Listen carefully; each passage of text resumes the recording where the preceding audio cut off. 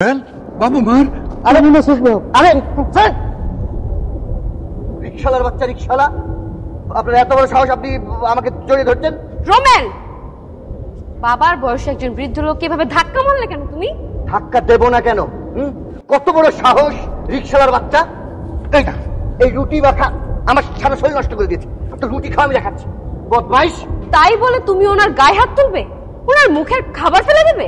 বেশ করেছি, আমার তো উচিত ছিল পায়ের জুতা খুলে ওর গাল লাল করে দেওয়া। বাজান, আপনি ভুল করছেন।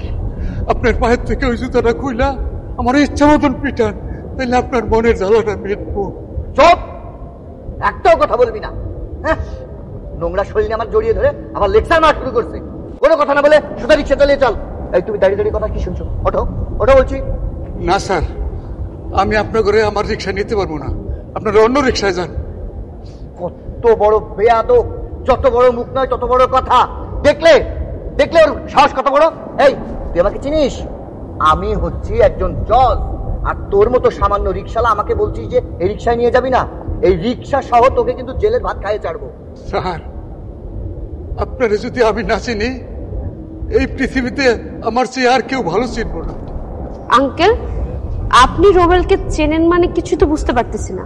না ম্যাডাম, আমি ওনারে চিনি না। উনি একজন বড় জজ ব্যারিস্টার, আর আমি একজন রিক্সাওয়ালা। আমি ওনারে কেমনে চিনবো? আমি ওনারে চিনি না।